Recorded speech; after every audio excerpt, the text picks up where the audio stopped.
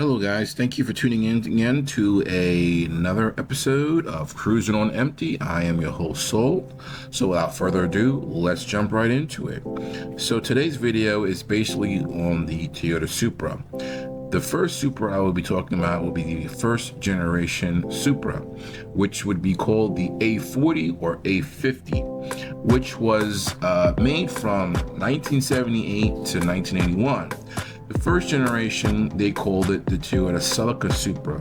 The reason for that was because the car was designed on the Celica platform. So Supra didn't get its own platform until the third generation, which they gave it rear-wheel drive. So the next car I will be talking about will be the second generation Supra, which was also called the A60 Supra, which ran from 1981 to 1985. There were two types around this time, the P-type Supra and the L-type Supra. The P-type Supra stood for the Performance Supra, and the L stood for the Luxury type Supra. So right around this time, Toyota was making a name for themselves with the A60 Supra. Toyota owned part of Lotus in the 80s. So they asked an engineer from Lotus to design a suspension system for their A60, which started the long relationship between Lotus and Toyota. So right around this time, the first generation made an appearance in the US Grand Prix as a pace car in 1979. The Supras went on to make several appearances: the European Touring Car Championships, the World Rally Championships, the Swiss Mountain Races, and also the Japan GT Championships. So the next car I will be talking about will be the third generation Toyota Supra A70, and that basically ran from 1986 to 1993. And this was right around the time when the JZ motors were coming out. This was the early version of the JZ. This was the JZ1. The next car I will talk about in the video will have the JZ2 engine. So these are very famous engines that, I mean, if you're a car guy or car girl and you're into Toyota Supras, it would be impossible for you not to know about the JZ motor. I mean, this is a very, very, very famous motor. So, however, they also came out with some cutting-edge technology at the time, which was called the TEMS system. The TEMS system was Toyota's electronically modulated suspension system. So basically, this system was an early version of active suspension, okay? And this was something that they put in their A70 Toyotas. They also came out with an A70 R-Spec Toyota Supra, which basically wasn't available to the US market, but the car came with lighter sway bars, a larger intercooler, Blistein suspension system, and Recaro seats. So this was for the A70 Toyota Supra. So the next car I will be talking about would be the fourth generation Toyota Supra, which is called the A80 Supra, also famously known as the Mach 4. Of course, can't forget that. And it ran from 1993 to 2002. So what do I actually say about this car particularly? What I will say is that this car was an absolute beast. You hear me? An absolute beast. I mean, this car, when it came out, was amazing. Let me not forget to mention that it came with a 2JZ motor. We already covered the first JZ motor, which was in the Supra A70. Now this is the 2JZ motor, which is in the A80, or famously known Mach 4 Supra. The very famous motor. Anybody who's in the car scene knows about the 2JZ motor or the 1JZ motor. You know about this car, okay? The car, I mean, they would tune these cars and they would be in the 4-digit numbers. Sometimes you would see these Supras, the A80 Supras, with like 1,000 horsepower. 2,000 horsepower. People were just building these motors up and building these cars up, and they were getting crazy horsepower numbers. I mean, it was absolutely insane, you know? And the car kept very good company. And let me just say that, very good company. I mean, this car kept company with the Nissan Z32, Mazda RX-7, Mitsubishi 3000, GT VR4, okay? The Acura NSX, okay? The Porsche Corvettes. I mean, the list goes on and on of company this car kept. And it was good company. I mean, all the cars that I've mentioned are they're champions. They're kings in their own retrospect.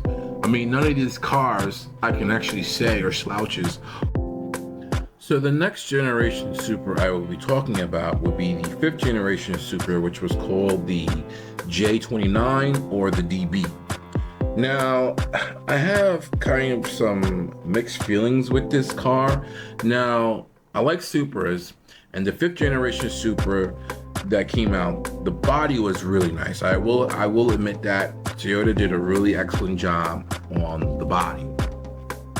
What I don't like with the car is the motor they put in it. They put a BMW motor in the car. Now, at first I didn't understand it until I heard what the chief engineer for Toyota said about his reasoning behind it. Now, I understand why he did it, but it's like I don't understand. I understand, but I don't. And here's why I'm kind of on the fence about that. His reasoning behind it was because the Toyota Supras, from the beginning, when they had the 1st generation Supra, they always had an inline-six motor in the Toyota Supras. So the rational decision behind it was, let's continue with the inline-six. So because Toyota didn't have any inline-sixes in their warehouses or in their Lexus warehouse, they decided to say, let's go to BMW and make a deal with BMW to go and buy one of their inline-six motors that they already have, and we can put it in our car and continue the trend for inline-sixes. Great. I get what your whole thought process was on that, but I think it was a bad decision. Here's why. You went to BMW, a German company, a Japanese company went to a German company to go and buy or make a deal for their inline-six motor. I would have understood if you said, you know what, we don't want to design another motor or inline-six motor just for this car. I could understand if you didn't want to do that, but you have a V6 motor. The V6 motor that you have is a 3.5 V6 motor that you put in your ES350, your IS300 Lexus, your RC 300 Lexus, and also your Toyota Camrys, which has been a proven motor that you've used in racing cars and everything. So I would have been okay with it. I might have been disappointed in the beginning because it's not an inline six, but I would have understood because it would have still been in the Toyota Lexus house. And I also don't like the fact that while you went with the BMW motor, you also went with a lot of other stuff that was BMW, like their tech. Now, you might be able to fool some people who don't know about cars, but those who do know about cars or who own a BMW, like me, I own a 7 Series BMW. I look at that car and I can see it's BMW tech that you're trying to pass off as Toyota tech. Might as well, I look at it as like a bad way of trying to pass it off as Toyota tech, because it's just disappointing. I'm just very disappointed with the car. I mean, it looks so good, but it has a BMW motor. Now, like I said, I'm not saying anything bad about BMW. BMW does make good motors. They make good cars, so to speak, if you want to call them good, but however, yeah, so I would have understood if they went with a V6 motor. It would have still been in the Toyota Lexus umbrella or warehouse or, you know, roof, and it would have been a V6. Yes, it wouldn't have been an inline six, but it still would have been a Toyota motor with Toyota tech in the car instead of going the route that they went. That's my biggest complaint, and that's my biggest gripe for the car, because I know Toyota produces some really good motors and they produce some really reliable cars. Now, BMW, it's a completely different animal. I mean, you're talking about Germany and Japan. You know, they're not even neighboring countries. And they went down that road. I don't understand it. I get it, but I don't understand why they went that route. Even though, you know, they wanted to do it for that inline six, and I feel that there were other ways they could have achieved putting a motor in the car, even if it wasn't an inline six. Even if they wanted to go completely left and go and do one of their Lexus V8 motors and put it in the car, that would have been even cool. It wouldn't have been something that's known for a Supra, but it would have been interesting. You know what I mean?